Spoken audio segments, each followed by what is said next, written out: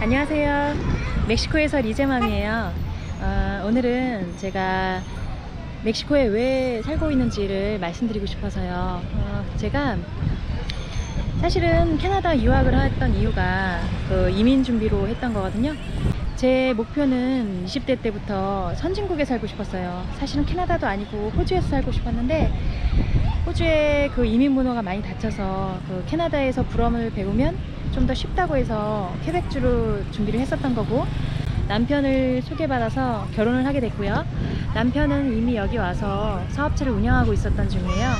그래서 거의 다 됐을 무렵에 남편과 결혼을 하면서 여기 와서 살게 됐는데, 사실 남편도 부모님이 이민하면서 남편이 중학교 때 같이 가서 산 지 20년이 흘렀고, 또 여기에 영구 거주의 목적은 아니고. 알았어. 예뻐, 알았어. 그래. 아이야야야. 알았어, 놀아라. 소리를 지르는 얘밖에 없어. 왜 이렇게 소리 질러? 움직이면 안 돼. 안 예쁘게 찍혀. 이제 놀아. 아빠. 또 가. 가자. 고. 사실 남편도 부모님 따라서 캐나다를 이주한 케이스고요. 여기서 영구의 거주의 목적은 사실 아니고, 여기서 사업체를 운영하면서 미국으로 이주나 다시 캐나다로 복귀할 생각을 애초에 갖고 왔거든요. 그래서 저도 사실은 처음에 결혼할 때 멕시코로 시집 온다는 게 사실 쉬운 결정이 아니더라고요. 사실 본인의 뜻대로 인생이 움직이는 사람이 뭐 몇이나 되겠어요? 이제 여기서 거주의 목적은 사실 다른 거 뭐 있겠어요. 돈 때문에 여기서 있는 거죠. 여기에 연고가 있는 것도 아니고 애초에 여기 와서 이민을 하겠다라는 계획을 가진 적은 없어요. 근데 저는 결혼으로 인해서 남편을 따라오는 케이스지만, 남편이 여기 온 목적은 바로 사업체 운영해서 저축을 하고 보다 빠른 노후를 대비하기 위해서 온 거예요. 사실 남편은 이렇게 말해요. 캐나다에선 미래가 없었다라고 말을 하거든요. 세금도 정말 셀 뿐더러 한국에서 서민이자 그냥 뾰족한 기술이 없는 저로서는 한국에 사는 것보다는 복지국가인 캐나다에서 예를 들어서 아동복지나 또 연금이나 너무 잘 되어 있어서 그게 정말 탐났거든요. 호주나 캐나다나 사실은 비슷한 복지 혜택을 갖고 있으니까요. 이민 준비하는 사람들에게는 한마디로 이런 말이 있어요. 영주권은 10억의 가치를 가지고 있다라는 말을 할 정도인데, 예를 들어서 어떤 사람이 이민을 했을 때 부모님을 초청해서 거주하게 한다 하면은 부모님이 거기서 평생 일하고 세금 낸 적이 없더라도 한 달에 100만원, 200만원씩 연금을 수혜자가 될 수가 있거든요. 얼마나 이게 많은 메리트예요. 한국의 경제와는 요즘은 어떤지 모르겠는데, 사실 제가 준비했던 10년, 20년 전만 해도 외국 거주하는 게 상당히 값어치가 있겠구나 싶었어요. 저는 서민인 입장으로서요. 근데 캐나다에서 이런 말을 또 들은 적 있어요. 다른 이민 준비생한테 한국에서는 상이어도 이민 오면 중이다. 캐나다에선 중이다. 한국에선 중 수준이어도 이민 오면 중이고, 한국에서 하층이어도 이민 오면 중이다. 그 말을 뜻을 아시겠죠? 상중하 모두가 평준화되는 그런 이민 국가의 혜택이라고 할까요? 근데 이제 멕시코는 저희가 깊게 관여를 안 하고 살아서 연금도 잘 모르겠고 사실 기대하지도 않고요. 잠시라고 해도 최소 10년인데 10년 동안 사업을 하면서 빨리 저축을 빨리 하고, 이렇게 저축할 수 있는 이유는 사실 저렴한 인건비가 제일 크겠죠. 다른 데에 비해 상대적으로 낮은 물가와 생활비와 또 렌트비 등도 있겠지만, 하지만 렌트비도 아주 싼 것은 아니에요. 소비 성향도 좋고, 또 저희는 한국 제품 수입해서 팔고 있는데 한국 제품에 대한 인지도도 좋고, 그래서 하고 있어요. 사실 코로나 타격으로 저희도 1년 넘게 백수 생활을 했거든요. 참 돈을 모으지도 못한 상태에서 생활비를 또 마이너스로 쓰려니까 너무 힘든 시기를 사실 보냈는데, 지금 다행히도 감사하게 한 달 전부터 재개를 하게 되었어요. 그렇다고 아주 형편이 펴진 것은 아니지만 재개를 함으로써 안 했을 때보다 문 닫고 정말 손가락 빠는 심정이 있었는데 안 했을 때보다는 지금 상황이 감사하다고 느껴지네요. 그리고 올해는 한번 더 기다려 봐야 될 것 같아요. 그렇다고 남미 사업한다고 모두가 성공하는 것은 아니에요. 사실 주변에 이웃분들도 계셨는데 다들 힘들고 어렵고 안 돼서 되돌아가신 분도 계시는 거 보면 또 아주 100% 남미 이민을 추천합니다 라고 말씀을 못 드리겠네요.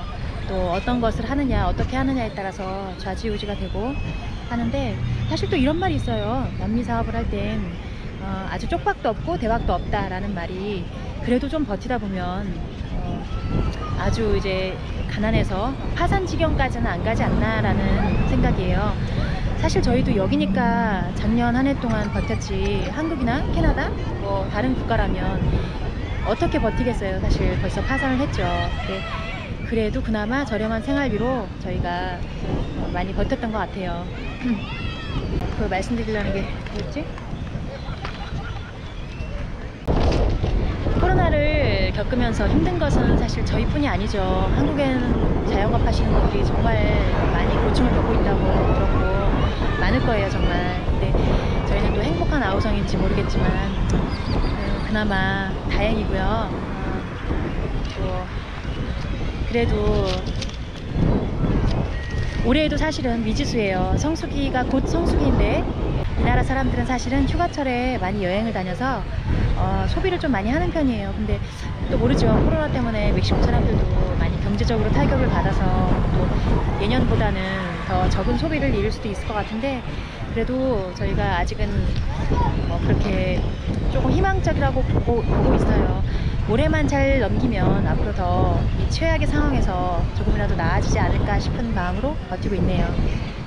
그리고 사실 제가 유튜브를 시작할 때만 해도 이 돈을 벌면 한국에 원 없이 좀 다니자, 그 돈으로 경비 삼아서 다니고 싶다. 왜냐면 이웃도 없고 뭐 가족도 없고, 제가 맨날 이 소리 하는데 바라보고 사는 거는 우리 애기 가지기 전까지는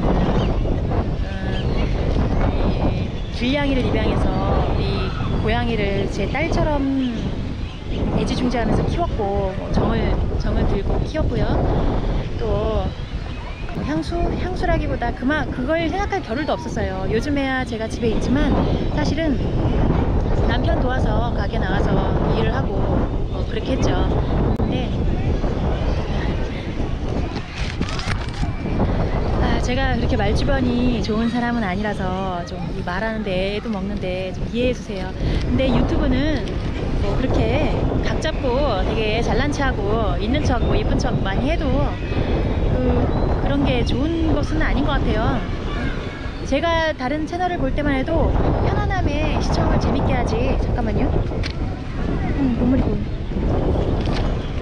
유튜브는 편안하고 친근하게 말씀하시는 분들 보면 되게 매력이 끌리고 저희가 되게 확 끌리고 친해지고 싶더라고요. 뭐 그분이야 카메라 앞에서 말씀하셨겠지만 저도 이렇게 카메라에 얘기를 한 거는 최근 얼마 안 됐어요. 처음에는 사실은 제 제부가 유튜브를 많이 좋아하나 본데 저에게 조언해 주기로는 신비주의로 가다 요즘에는 신비주의가 많이 유행이다 라고 하는데, 그래서 제가 뭣도 모르고 제가 신비주의를 흉내냈었거든요. 근데 그것은 일반인한테 적용되는 말이 아닌 것 같더라고요. 제가 뭐 편집 기술이나 촬영 기술도 없는데 맨날 신비주의를 해봤자 뭐 알아주는 재밌게 보는 사람이 없고, 일단 모든 총체적 난국이 있죠. 시작할 때는. 근데 지금도 똑같지만 1년 동안 하다 보니 그래도 조금은 늘은 것 같아요. 그쵸? 그리고 저를 응원해 주시는 분들, 초창기 때부터 응원해 주시는 구독자분들, 뭐 시청자분들 계신데 너무 감사드리고요. 요즘에 또 500분이 넘으니까 제 입장에서는 그분들도 너무 감사드리고 좀 힘이 나고 또 뭐 뭐랄까 책임감? 500분이나 나를 관심을 갖고 지켜보는데 또 앞으로도 재밌는 거를 보여드려야 된다는 책임감이 많이 드네요. 어쨌든 힘든 이야기는 여기까지 하고, 또 저희 비하인드 스토리라고 할까? 그거는 여기까지 하고요. 여기서 뭘 해먹고 어떻게 사나, 한 명의 이민자로서 정말 생소한 곳에 남미 멕시코에 이민을 하시는 분이 그렇게 많진 않을 것 같아요. 한국에서 거리도 있고 차이도 있고, 사실 한국에서는 이민을 간다고 하면 쉽게 접근할 수 있는 곳은 동남아 쪽이 아닐까 싶어요.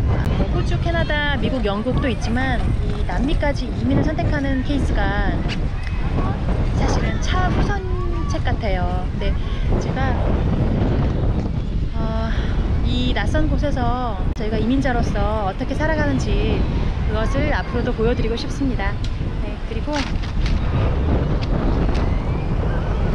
어떻게 여기서 뭐 해먹고 어떻게 사나, 뭐 저희가 뭐 보여드릴 게 없어요. 그냥 가족 세 식구 사는 이야기, 저희 남편이랑 저랑 그냥 리얼 스토리, 리얼 버라이어티 뭐 그런 것을 연출하고 싶은데, 참 플러스 이 멕시코 동부 쪽의 여행지도 저희가 좀 자주 가는 편인데 거기를 소개해드리고 싶고요. 앞으로도 많이 시청 부탁드립니다. 그러면 네, 들러보시죠. 아휴, 백수 남편 모시는 일상.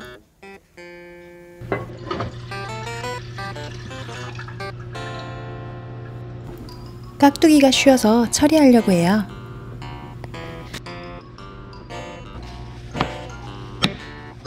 간단하게 합시다.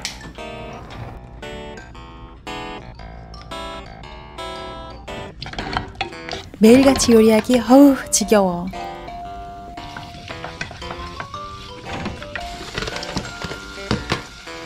인터넷 찾아봤지롱. 고추장이 꿀조합이에요. 진짜 맛있대서 나중에 꼭 또 써먹을 거예요.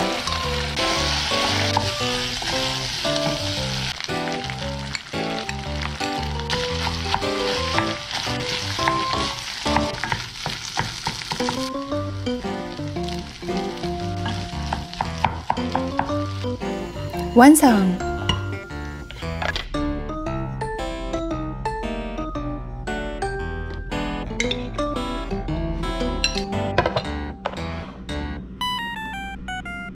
맛이 어때? 맛있어. 맛있어. 또 저녁. 지겨워.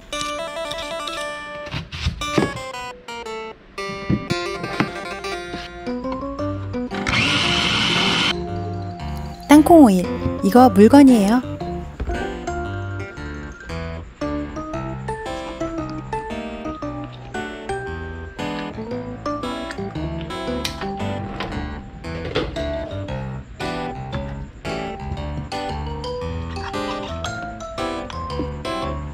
한국 사람이라면 먹어본 적 있는 감자 양파전.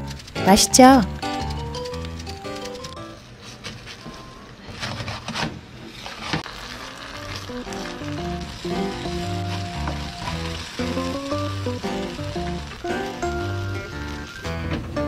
이래봬도 잡숴봐. 완전 맛있어.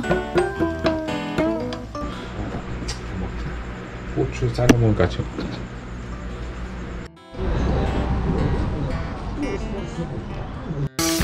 구독, 좋아요 잊지 마세요.